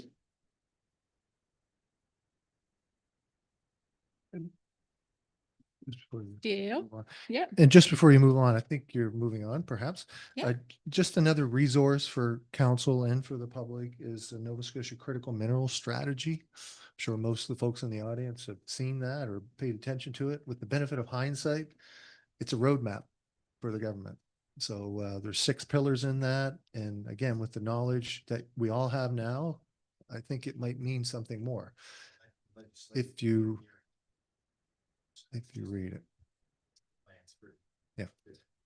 Well, just that the strategy is a key resource and we can distribute it to council, but also for the benefit of the public. Thank you, Madam Chair. Great, thank you. Mayor Zabian, did you have any final? Nope, you're good. Okay, that's great. Thank you, everyone. We're going to move right along to new business B, outside operations facility, Councillor Ivy. Hey, thank you, Chair.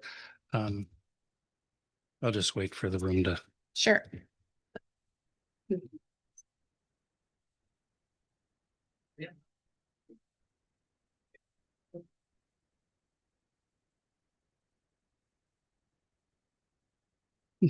I think Okay. we're good now. Thanks.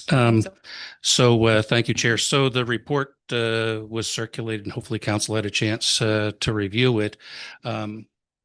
I ended up after last week's discussion on this facility, and I think it was the commenter struggling with the 5.5 million that I couldn't reconcile in my head. And it wasn't that I thought it was because we'd initially approved on renovation with an addition. It was just, I just struggled with that as a point. So when I went back, this is when I went into the report and saw that what we had approved for design work a year ago was the renovation plus an addition. The document was fully focused on that, as was the RFP. It was solely the closing comments on next steps. They made reference to other reports being provided, renovation versus build. So having spotted that, I thought it was important that we all have that same understanding. Clearly, we're proceeding down a path, at least at present, on a budgetary matter. I have really not a lot more to say than that, than aside from the fact that I believe that if a change was made from renovation to build, it would have been better that we had been informed of that when that decision was made, versus it being substantially down the road at this point in time on design work for a new build. And so that's the reason for the sharing of the information. Some of us were here. We may or may not recall that original report and approval by council, and others may not have been, wouldn't be aware of it. So it's just, we all have the same information that what we have in front of us now is a new build versus what was a renovation with addition a year ago. Thank you. Great. Is there any questions for Councillor Ivy on his report? No questions for Councillor Ivy? Okay. Then we'll move right along to new business C, 2025 grants and contributions recommendation report. Manager Roberts, sorry. Can you come on up?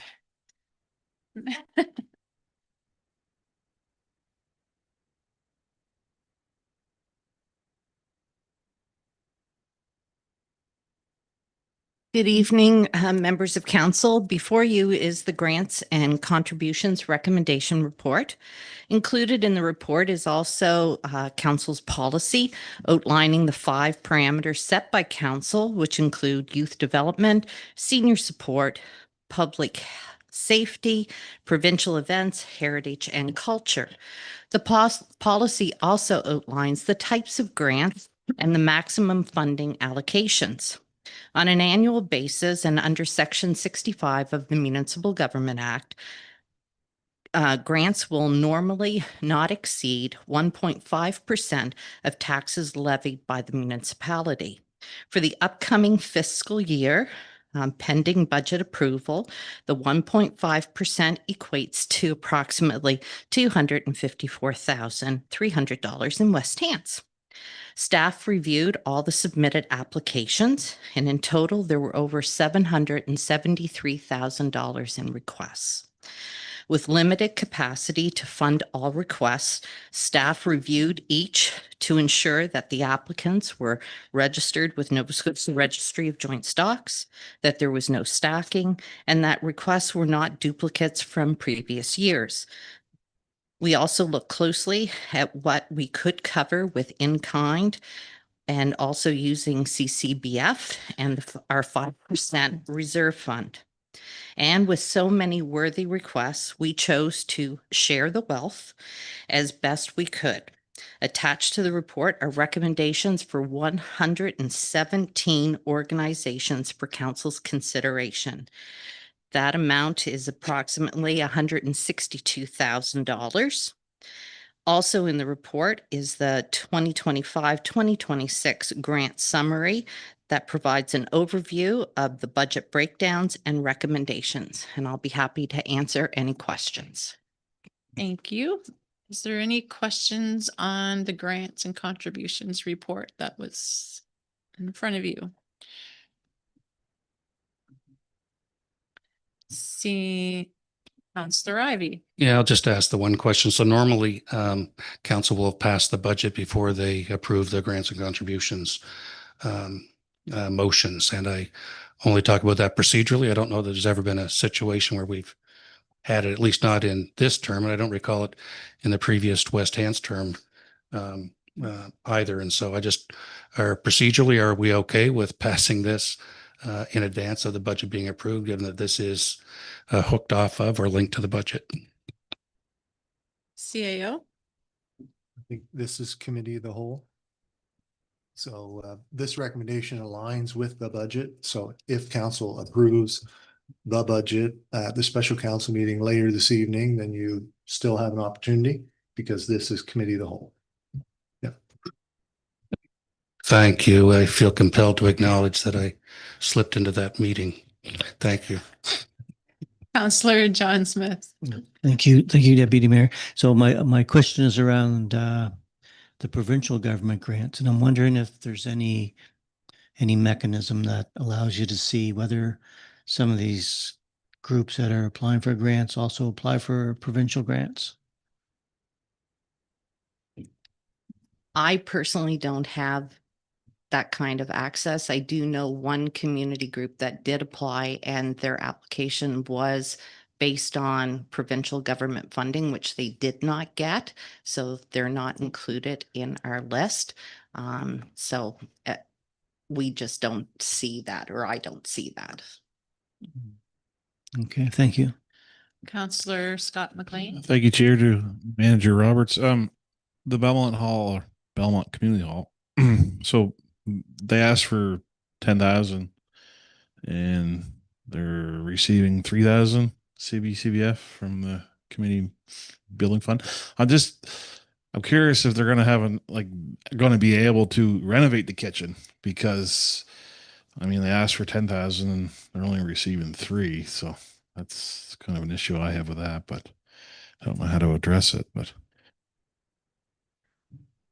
Through you, Chair, to the councillor, we certainly understand that these requests are significant and mean a lot, especially to community halls. But again, we were very limited on what we could give. And so when we reviewed this, it was, we looked at everyone very carefully. And so we thought giving something is better than nothing. And so we didn't even do it. It's not a percentage or anything like that. So, and the community halls, that funding for Belmont is coming out of the, CCBF. Okay. Oh, thanks for that. And a follow up through, if I may, Chair. The Heritage Beef Show, is that on here somewhere too, or did they even apply this year? Just curious. They're not on my list. And so I don't, the criteria was that they had to get their applications in on time. I can't speak to whether the Heritage Beef Show actually applied or if they got their, if the grant, their application came in on time. Okay, thanks. It's not on our master list. Thank you. Counselor Bob Morton. Thank you, Chair. First off, I'm okay with the list as it is. Just more of a curiosity question than anything through you, Chair. Sorry. Looking at the Blue Nose Rugby, the in-kind, just kind of at a time of year when I see some of the requests there would be more financial in nature, but one of their in-kind requests would be use of the field house in a time when I think the field house would have limited use kind of in the summer. Just wondering if there's, again, I'm okay with it as it is, but if there was a reason that we were unable to give them access to that, it looks like for provincial coaching and refereeing course during their large tournament they have. So just sort of curiosity more than anything. Again, okay with as it is, but curiosity question. Through you, Chair, to the counselor, they did have it's a large request for an event. And they did do a very detailed application, including very detailed financials. And so we would like to, it's very difficult for us to give any sort of cash. So what we could do was in kind. And so we'll make the field house as available to them as we can. Just follow. Thank you. I just kind of misread it. Looked like they weren't getting it, but in kind, I get it now. So thank you so much. Great. Any other questions? Seeing none, thank you very much.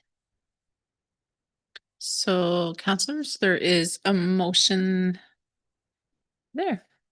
If someone would like to, Councillor Larry Pinch.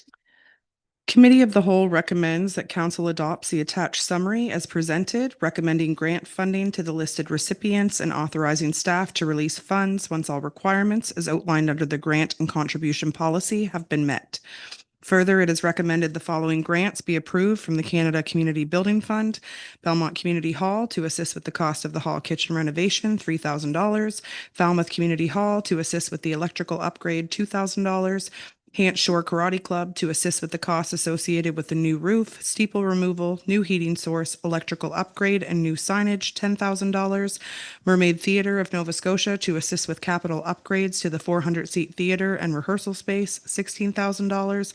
Mount Denson Community Hall to assist with costs associated with insulation and siding for the hall, $3,000. And Windsor Elementary School Home and School Committee to assist with the costs associated with the community pump track development project, $6,000. Made by Councillor Larry Pinch. Is there a seconder? Seconded by Councillor Bonnie Smith. Clerk Snare will put that up to a vote, please.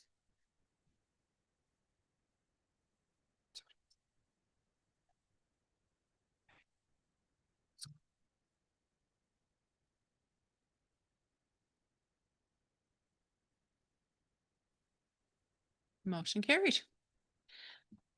Councillor Larry Pinch, do you want to do the last two?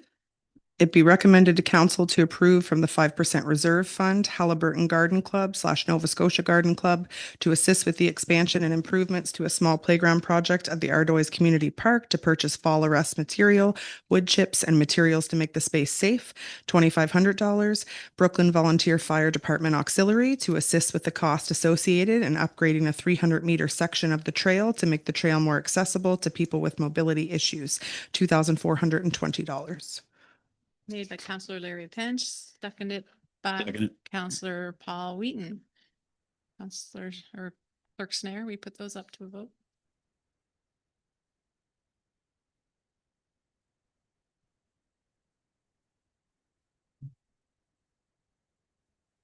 Motion carried. That's great. Thank you, everyone.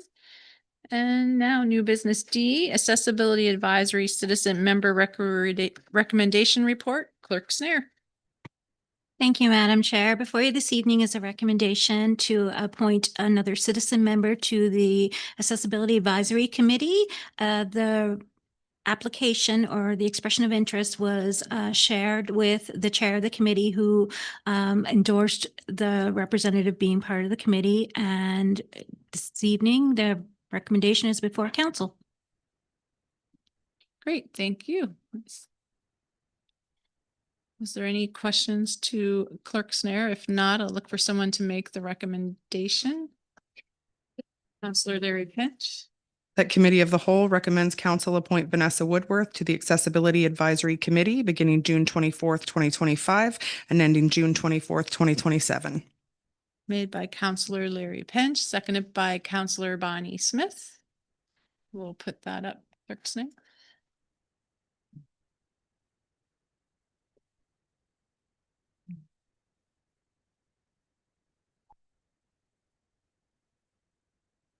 And motion carried. So just to make note, council, we are at 8, but we have just one more item on the agenda. So I am going to carry through before we get to the our special council meeting. So, and we will break after this for a little bit. So we have public comment period. So I see one resident. If you would like to make a comment, we're going to limit it to 2 minutes and something on the agenda if you wish to come up.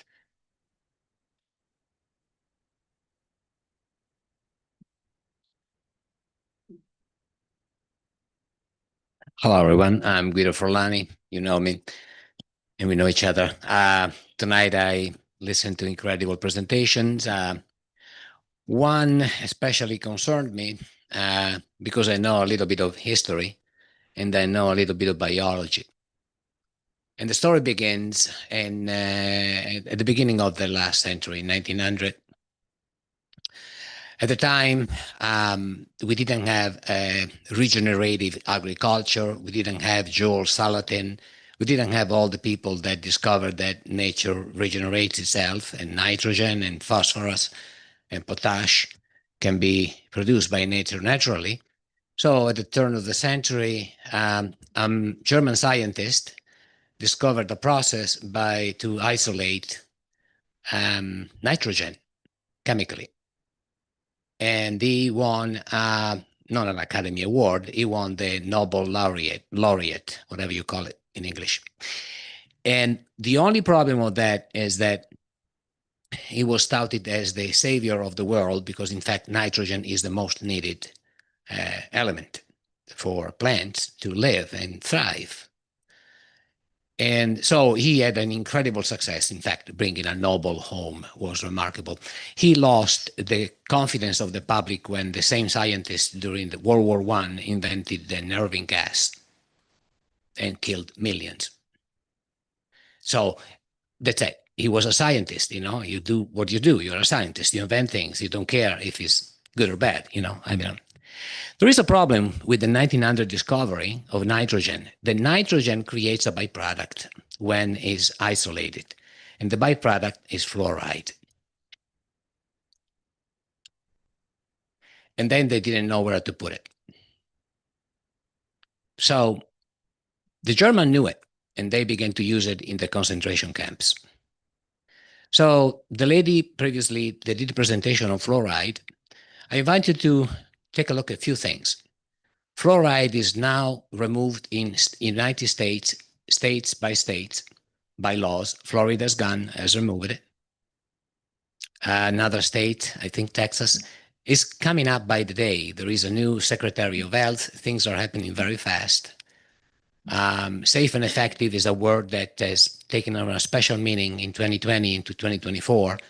When the man that used safe and effective as a way to explain to Americans and Canadians and all the world that it was safe and effective has been now preemptively pardoned by the exiting president. You know, I invite the council to consider all aspects of fluoridation in the water. As the lady said properly, there are safe levels and there are unsafe levels of fluoride. I would say that probably the best way to combat cavities is for the kids to wash their teeth and eat and drink less Coca-Cola. But, and flossing is fundamental. I learned flossing too late in my life. Made a big difference. I invite council to consider carefully the idea of putting back again fluoride, aside from the cost, to the public. It's big. You're going to pay $200,000 a year to get that fluoride. And it's interesting that they are pushing that. Get you to wrap it Sorry. up, please. Sorry. I'll wrap it in 20 seconds. It's interesting that they are pushing that in Canada as it's been dismantled in US. Thank you for your consideration. Thank you very much for that. Anyone else that wants to come up and speak? So we're speaking on anything that was on the agenda this evening, and we're allowing 2 minutes per person. Okay. Oh, yeah, you're late, and just introduce yourself, please. Hi there. Amanda from Windsor.